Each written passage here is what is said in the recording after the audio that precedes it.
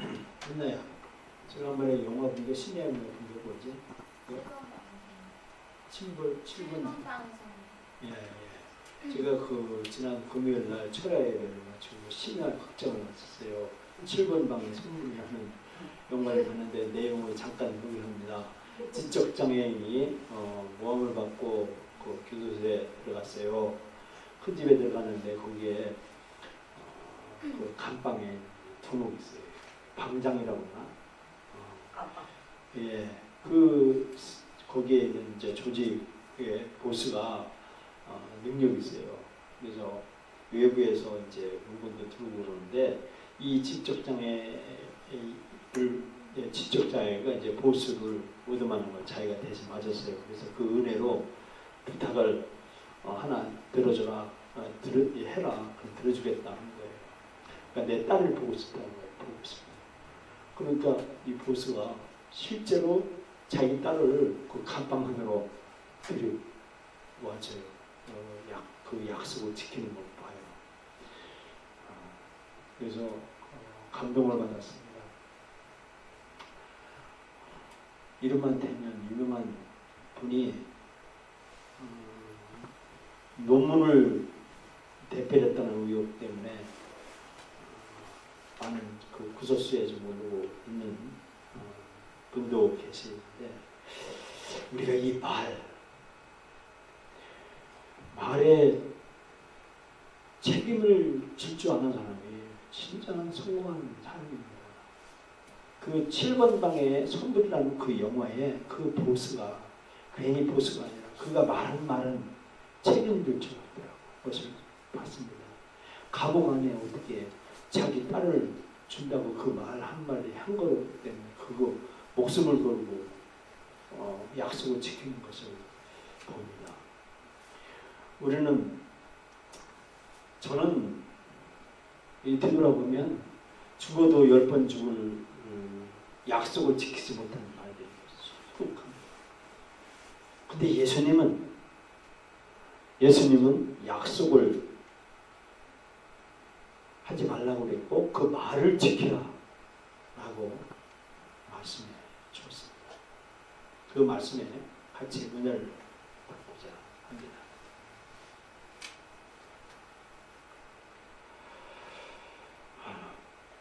오늘 본문 말씀 읽었는데 왜 약속이 그렇게 중요하냐 하면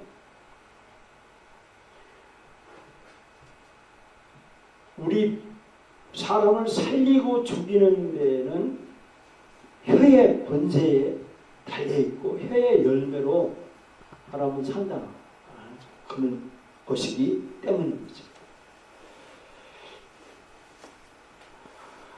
우리가 천당에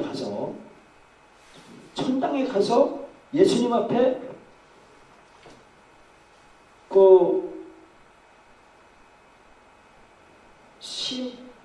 우리가 한 말에 대해서 반드시 들으신다고 말씀해 주고 있습니다. 무슨 무익한 말을 하든지 심판날에 대해 신문을 한다는 겁니다. 그래서 내 말로 의롭다움을 받고 내 말로 정죄함을 받는다라고 예수님은 말씀해 주셨습니다. 근데 우리는 우리 말을 이 진실된 말을 그 진실된 말로 그 열매를 먹고 삽니다. 근데 거짓된 입술은 하나님이 미워하신다 라는 것입니다. 성경의 예를 들어보겠습니다.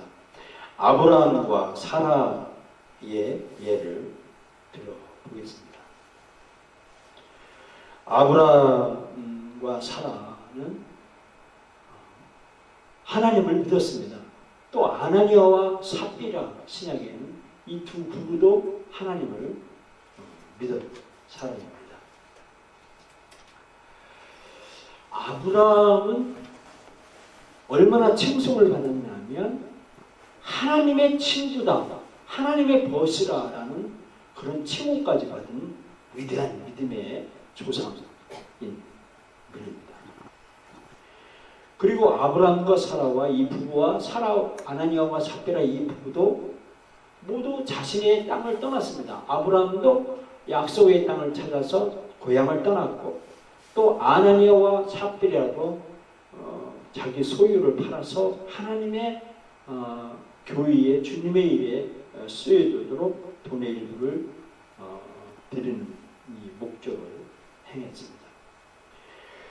둘 다 아브라함과 사라가, 또 아나니아와 삽비라 이 두 부부는 자신이 미래를 보호받고자 거짓말을 했습니다. 이 아브라함과 아나니아와 이 두 부부는 정직한 믿음이 둘 다 부족했습니다.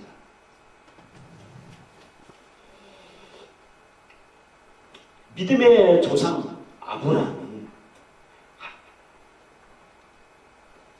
하나님을 두려워하지 않고 자기 아내를 누이 동생과 속이는 거짓말을 했습니다. 그리고 아브라함과 사라 이 두 부부도 사전에 거짓말로 우리 거짓말하자라고 둘이 합의를 했습니다.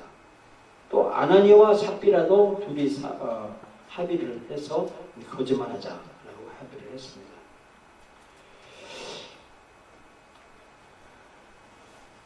하나님은 아브라함의 가정과 아나니아의 가정에 하나님은 모두 질책을 했습니다. 어떻게 네 아내를 누이라고 속여서 이렇게 속였냐라고 이렇게 하나님께서 책망을 주셨습니다.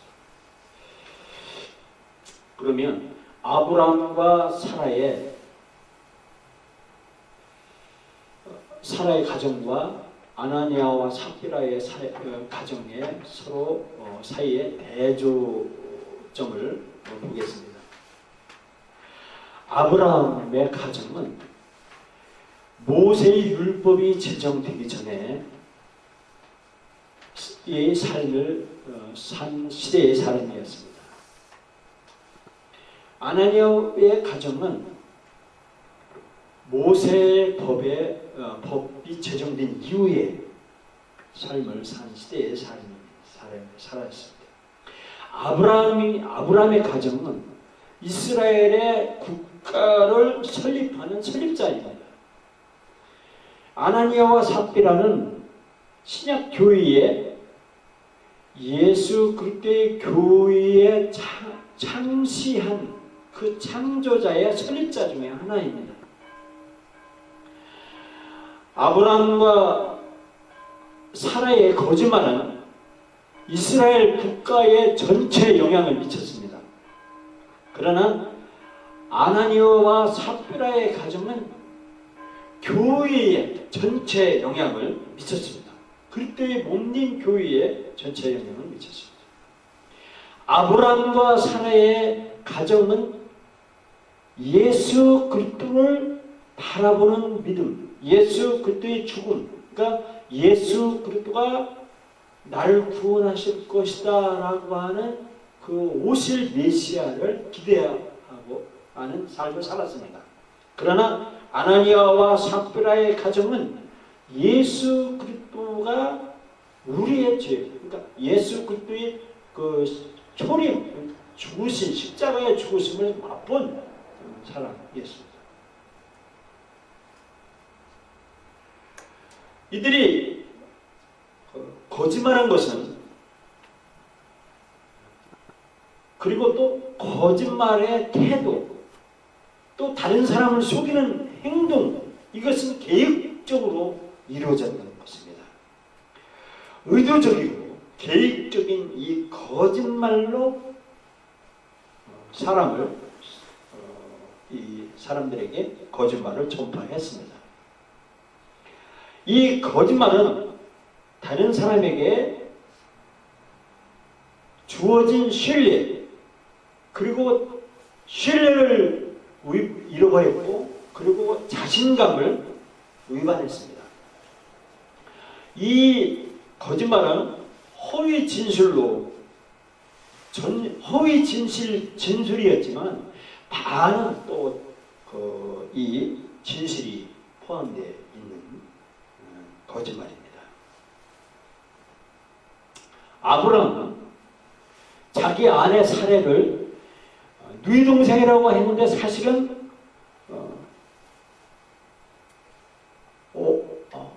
아버지는 하나지만 어머니가 다르서 이복 동생이기도 합니다.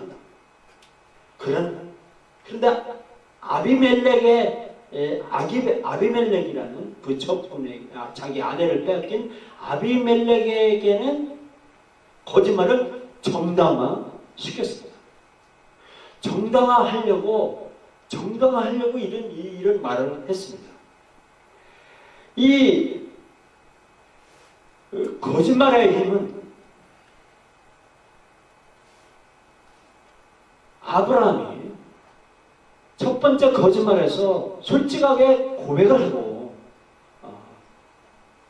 고백을 했다면 모르지만 그 거짓말을 정당화시키려고 한 그 말로 인하여 그 거짓말이 기정사실로 되었습니다. 이 거짓말 때문인지는 몰라도 예수님은 도무지 맹세하지 말라라고 말씀해주고 있습니다. 이 맹세라고 하는 말은 공증 또는 그러니까 그 법적인 효력을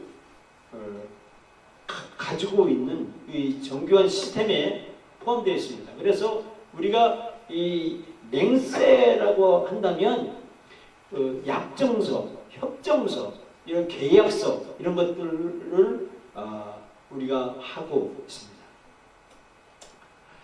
이 맹세는 중요한 것인데 우리가 말로 맹세한다고 하고 말로 맹세를 이렇게 친구간에 예를 들면 친구간에 맹세한다고 하는데 얼마 지나서 그 어디 내가 한 적이 언제 있냐 하면서 손가락으로 이렇게 하며 끝났다 라고 이렇게 하면 그냥 넘어가는 것이 현실의 실정이죠.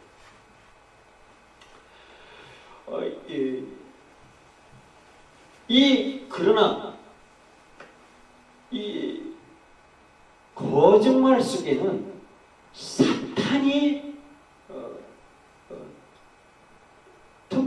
사탄이 근본적으로 그 사탄의 영향으로부터 온다고 예수님은 말씀해 주고 있습니다. 성경에는 이렇게 말씀했습니다.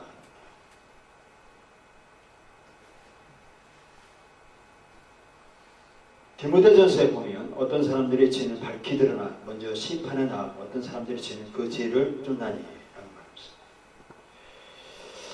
우리가 이 거짓말로 인하여 하나님의 심판을 받고 하나님의 판단을 받는다는 것입니다. 이 거짓말에는 이렇게 두 가지 결과가 있는데 이렇게 말씀해주고 있습니다. 로마서에 보면 하나님께서 외모로 사람을 취하지 않으십니다. 무릇 율법 없이 범죄하는 자는 또한 율법 없이 망하고 무릇 율법이 있고 범죄한 자는 율법으로 말미암아 심판을 받으리라. 하나님 앞에서는 율법을 듣는 자가 의인이 아니요 오직 율법을 행하는 자의 의롭다 하심을 받으리라. 율법이 오기 전에는 율법 없는 심판을 받았다는 겁니다. 지금 뭐냐면 다시 말하면 우리가 말로 거짓말을 하면 그 말로 거짓말한 것으로 심판을 받는다는 겁니다. 우리가 계약서를 작성하면 계약서에 작성한 것에 의해서 심판을 받는 것과 마찬가지로 이 율법 없이 범죄한 자도 율법 없이 망한다라고 말씀해주고 있습니다. 그래서 디모데전서 5장에 보면 어떤 사람들의 죄는 밝히 드러나 먼저 심판에 나가고 어떤 사람들의 죄는 죄는 그 뒤를 따르는 말씀입니다. 하나님은 심판을 했습니다. 아브라함과 사라의 거짓말하는 것에 대해 심판을 했다라고 말씀해주고 있습니다. 창세기 26장 7절에 우리가 밝히 아는 아브라함이 아비멜렉에게 자기 목숨이 두려워서 거짓말을 합니다.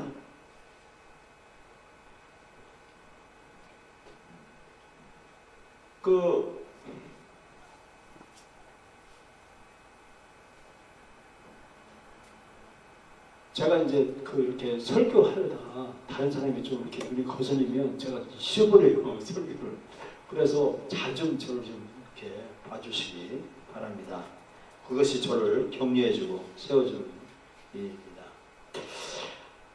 아브라함은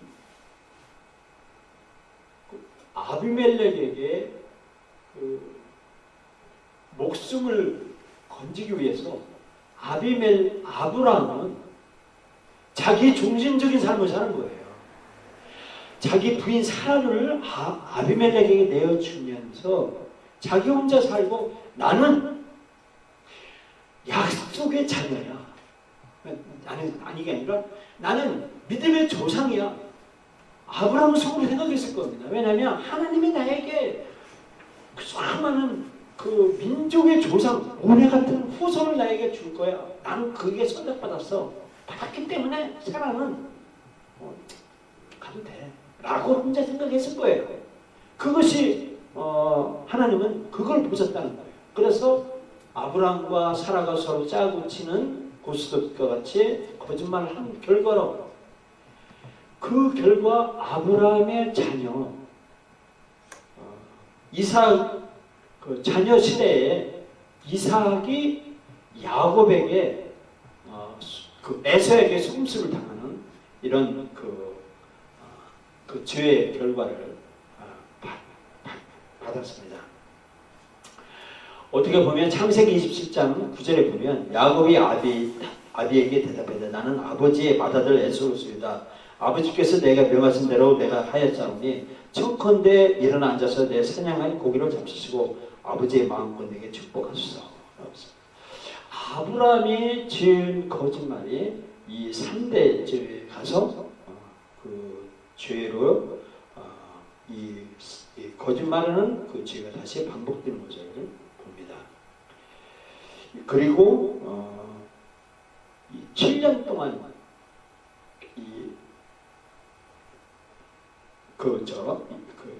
야곱이 누구예요? 그 야곱이 라반의 삼촌에서 7년 동안 해서 총 20년 동안 이렇게 14년 동안 이렇게 봉사하는 이런 일들을 하게 됩니다. 이렇게 아브라함과 사라를 하나님이 이렇게 심판해서 그렇게 수많은 세월 동안에 하나님의 징계를 받는 일들을 봤는데 이렇게 아브라함이 지은 죄를 3대 또는 4대 이렇게 그 후에 심판을 하고 이렇게 징계를 했는데 신약 시대에서 아나니아와 삽비라는 왜 이렇게 신속하게 하나님이 심판했나라는 것을 한번 보겠습니다.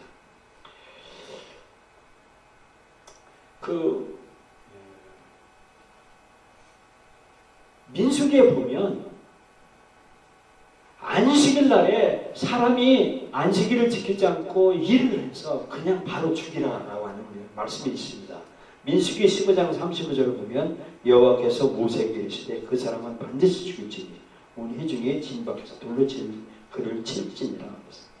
이 사소한 문제처럼 안식일 안 지킨 거 이것 때문에 그 돌로 그 자리에서 이렇게 돌로 쳐라라고 하는 이런 큰 것 같은 이런 심판을 하게 되죠. 우리는 이렇게 사소한 것 같은 이런 일들을 성경에서는 말씀해주고 있습니다. 민수기 15장 29절에 보면 이런 말씀해주고 있습니다. 이스라엘 자손 중 본토 소생이든지 그들 중에 우가는 타국인이든지 무릇 그릇 범죄한 자에게 대한 법이 동일하거니와 본토 소생이든지 타국인이든지 무릇 진진 무엇을 행하면 여호와를 회방하는 자니 그 백성 중에서 근처일 것이라. 그런 사람은 여호와의 말씀을 멸시하고 그 명령을 파기하신즉 그 죄악이 자기에게로 돌아가서 온전히 근처지리라. 이와 같은 맥락에 의해서 아나니아와 삽비라가 신속하게 그 죄를 이렇게 심판을 받았는데 사도행전 5장에 보면 이런 말씀을 해주고 있습니다. 11절에 온 교회와 이 일을 듣는 사람들이 다 크게 두려워하니라. 이 아나니아와 삽비라가 사전에 부부간에 합의를 해서 하고 소득에 판 재물의 일부를 교회에 가져왔고 일부는 감춰졌습니다. 그거를 베드로가 성령에 감동되어서 그것을 질타하니 그 자리에 성령이 떠나갔다라고 이 성경은 하나님은 말씀해 주고 있습니다. 이 즉각적인 심판으로 말미암아서 온 교회가 두려워 떨며 그리고 많은 사람들이 교회에서 주님을 믿고 따랐다라고 말씀해 주고 있습니다. 어쨌든 이 거짓말의 원인은 무엇냐? 라고 성경에서 우리가 질문하면 이런 말씀해 주고 있습니다. 요한복음 8장에 보면 너희는 너희 아비에게서 났으니 너희 아비 욕심대로 너희도 행하고자 하느니라. 그는 처음부터 살인한 자요 진리가 그 속에 없으므로 진리에 서지 못하고 거짓을 말할 때마다 제 것으로 말하나니 이는 그가 거짓말쟁이요 거짓의 아비가 되었습니다. 거짓말의 원인은 밝혀졌습니다. 마귀에게서 났다라고 말씀해주고 있습니다. 이 거짓말 때문에 우리가 이렇게 심판받고 힘든 삶을 살게 된 결과를 보죠. 그런데 그러면 해결책은 뭐냐 하면 예수 그리스도가 오셔야 해결을 받는 것이다 라고 성경은 말씀해주고 있습니다. 구약의 율법 시대에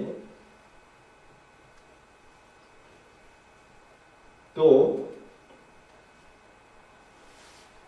구원받을 길을 제시해 주고 계십니다.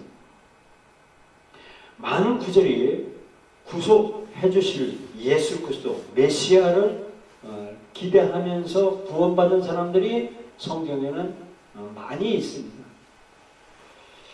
율법시대 이렇게 심판받고 죽어야 할 그런 사람들도 하나님의 말씀인 이 복음을 통해서 예수 그리스도를 통해서 구원받는다고 하는 것, 이 죄의 희생양 대신 예수 그리스도의 희생양을 통해서 구원받는다고 하는 말씀을 이렇게 해주고 있는데 그것이 히브리서 12장 5절에 말씀해주고 있습니다.